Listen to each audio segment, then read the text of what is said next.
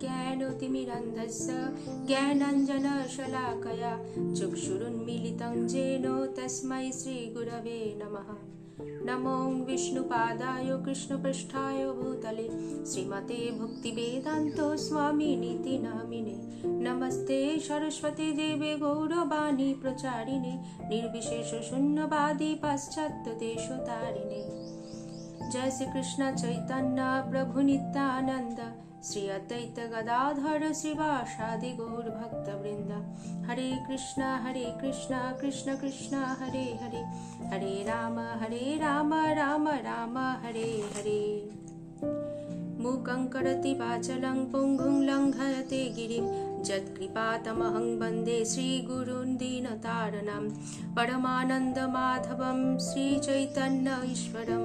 हरि ओम तत्सत। हरे कृष्ण। सकलके आमार प्रणाम। आमार परम आराध्य गुरु महाराजेर चरण कमले आमार प्रणति निवेदन करी। जगतगुरु श्रील प्रभुपादेर चरण कमले आमी आमार प्रणति निवेदन करी एवं उपस्थित सकल भक्तबृंदेर चरणे आमार प्रणति निवेदन करी। हरे कृष्ण। एर आगेर दिन आमरा आलोचना करेছিলাম যে আমরা সারা দিনের কিছুটা সময় শ্রীমদ্ ভগবদ গীতা শ্রবণ করব। তো শাস্ত্র গ্রন্থ আলোচনা করার মতো আমার কোনো যোগ্যতা নেই। আমার পরম আরাধ্য গুরু মহারাজ নির্দেশ দেন যে এই যে আমরা শাস্ত্রগ্রন্থ অধ্যয়ন করছি, সাধু গুরু বৈষ্ণবের শ্রীমুখ থেকে যা শ্রবণ করছি সেটিকে যেন আমরা সকলের মাঝে ছড়িয়ে দিই, অর্থাৎ সকলকে যাতে আমরা এই গীতার জ্ঞান প্রদান করতে পারি। তো গুরু মহারাজের সেই নির্দেশ আমাদের সকলের উচিত পালন করা। তাই আমি গুরু মহারাজের সেই নির্দেশ পালন করার চেষ্টা করছি। তো আজ আমি সরাসরি শ্রীমদ্ ভগবদ গীতায় প্রবেশ করব না।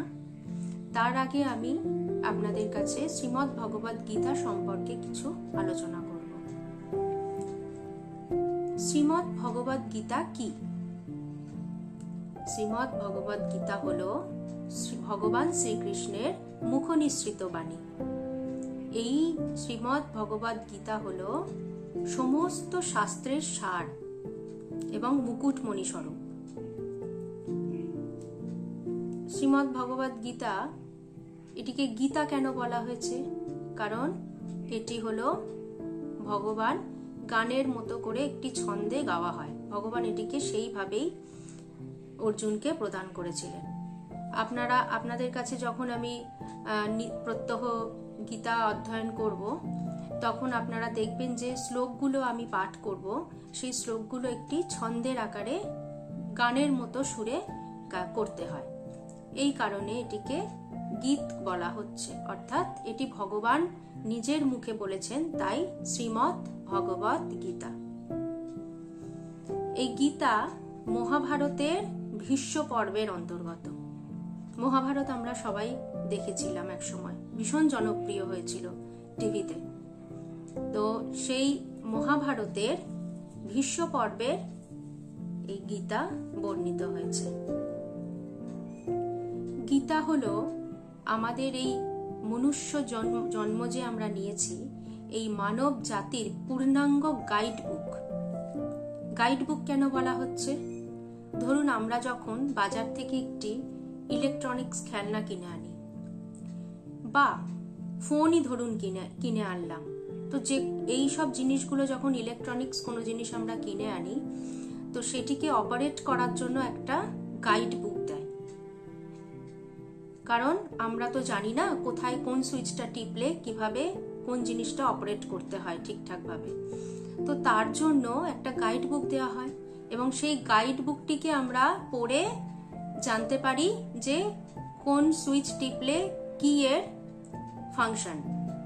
না হলে খেলনাটি আমরা যদি না গাইড বুক পড়ে অপারেট করতে যাই তাহলে খেলনাটা বিগড়ে যেতে পারে বা খারাপ হয়ে যেতে পারে। তো এই কারণেই একটা গাইড বুক আমাদের দেওয়া হয় এবং সেটিকে আমরা পড়ে তবে সেই খেলনাটিকে ঠিকঠাকভাবে আমরা পরিচালনা করি। ঠিক তেমনি আমাদের ভগবান যখন মনুষ্য জাতিকে সৃষ্টি করলেন, এই জীব জগৎ সৃষ্টি করলেন, মনুষ্য জীবকে সৃষ্টি করলেন, তখন ভগবান আমাদের জন্য এই শ্রীমদ্ ভগবদ গীতার জ্ঞানও দিলেন। এই শ্রীমদ্ ভগবদ গীতার যদি আমরা অধ্যয়ন করি তাহলে আমরা জানতে পারবো আমরা আমাদের জীবনকে কিভাবে পরিচালিত করতে পারি, আমরা কিভাবে পরিচালিত করব আমাদের এই জীবনকে, আমাদের এই মনুষ্য জীবনকে, এবং কিভাবে আমরা সার্থক করে তুলব। এই শিক্ষাই শ্রীমদ্ ভগবদ গীতা আমাদের দেন। এবার আসি আমরা যে এই যে জ্ঞান, এই যে শ্রীমদ্ ভগবতে যা জ্ঞান, এই জ্ঞানটি কে কাকে প্রদান করেছিলেন। তো আমরা কি জানি? আমরা জানি শ্রীমদ্ ভগবদ গীতা কুরুক্ষেত্রে অর্জুনকে ভগবান শ্রীকৃষ্ণ দান করেছিলেন, তাই তো? তাহলে অর্জুন ছিলেন ভগবানের অন্তরঙ্গ সখা এবং ভক্ত বটে। কিন্তু চতুর্থ অধ্যায়ে ভগবান আমাদের 1 থেকে 3 নম্বর শ্লোকের মধ্যে বলছেন যে এই জ্ঞান তিনি সর্বপ্রথম সূর্যদেব বিবস্বানকে প্রদান করেছিলেন। সূর্যদেব বিবস্বান পরে এটি মনুকে এবং মনু ইক্ষ্বাকুকে, এবং এইভাবে এই জ্ঞান পরম্পরাক্রমে গুরুদেব থেকে শিষ্যতে ধারাবাহিকভাবে প্রবাহিত হয়ে আসছিল। কিন্তু এক সময় এই গীতার জ্ঞান ছিন্ন, পরম্পরা ধারাটা মানে গুরু শিষ্যের পরম্পরা ধারাটা ছিন্ন হয়ে যাওয়ার ফলে এই গীতার জ্ঞানকে আমরা হারিয়ে ফেলি। তাই ভগবান আবার কুরুক্ষেত্রের রণাঙ্গনে এসে এই জ্ঞান অর্জুনের মাধ্যমে আমাদের দান করলেন। এখন একটা প্রশ্ন, সেই প্রশ্নটি হলো ভগবান অর্জুনকে এই যুদ্ধক্ষেত্রে কেন গীতার দান করলেন? তিনি তো কোনো একটি নিরিবিলি জায়গায় বসে অর্জুনকে গীতার জ্ঞান শোনাতে পারতেন, গীতার জ্ঞান দান করতে পারতেন। তাহলে যুদ্ধক্ষেত্রে কেন? যুদ্ধক্ষেত্র কি? আমরা কি জানি যুদ্ধক্ষেত্র? যুদ্ধক্ষেত্র একটা বিশাল ভয়ানক জায়গা। মানে এখানটা এত যোদ্ধারা এত ব্যস্ত থাকেন এই যুদ্ধক্ষেত্রে, এক পলকও ওনারা এদিক ওদিক অমনোযোগী হতে পারেন না। তো এমন একটা ব্যস্ততার মধ্যে অর্জুনের যদি সময় হয় ভগবানের শ্রীমুখ থেকে নিঃসৃত এই গীতার জ্ঞান নেওয়ার, তাহলে আমরা আমাদের এই সংসার জীবনে যুদ্ধক্ষেত্রের মতো তো ব্যস্ত থাকি না, তাই না? তো নিজেদের জন্য একটু সময় আমরা সবসময় বের করেই নিই। তো এত এই সংসার নামক যে যুদ্ধক্ষেত্র, এই যুদ্ধক্ষেত্রের মাঝে কিন্তু আমাদের একটু সময় অবশ্যই থাকে যে যখন আমরা ভগবদ গীতা একটু অধ্যয়ন করতে পারি। অর্জুনের যদি সময় হয় তাহলে আমাদের কেন সময় হবে না, তাই না? তো এই জন্যই ভগবান এই যুদ্ধক্ষেত্রে অর্জুনকে এই গীতার জ্ঞান দিয়েছিলেন। এটির মাধ্যমেও আমরা এই শিক্ষা পেলাম। এবার আসি আমরা গীতা পড়ব কেন। আমাদের যে এই মনুষ্য জন্ম, এটি হলো শ্রেষ্ঠ। মনুষ্য জন্ম যখন পেয়েছি সেটিকে সার্থক করার দায়িত্ব আমাদের। গীতা অধ্যয়ন করলে আমরা সেই সম্পর্কে জানতে পারব।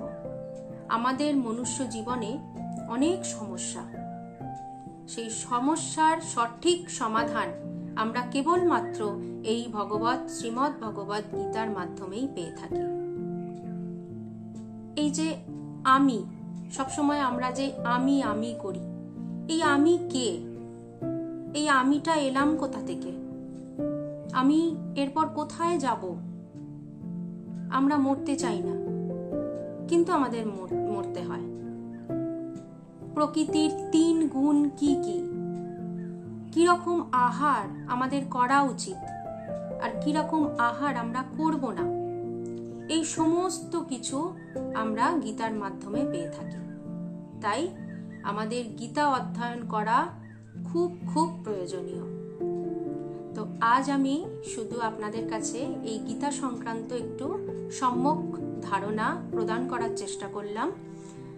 আগামীকাল থেকে আমরা সরাসরি গীতা শ্লোকে প্রবেশ করব। আপনারা আমাকে আশীর্বাদ করুন, আমি যেন আপনাদের গীতা অধ্যয়ন করে শ্রবণ করাতে পারি। ভক্তির প্রথম ধাপ, ভক্তির 9টি ধাপ আছে, 9টি অঙ্গ। সেই 9টি অঙ্গের মধ্যে একটি হচ্ছে শ্রবণ। শ্রবণ হচ্ছে প্রথম। তাই আমাদের শ্রবণ করা খুব দরকার। তাই আমাদের গীতা আমারও উচিত আপনাদের কাছে কীর্তন করার এবং আপনাদেরও উচিত সেটা শ্রবণ করার।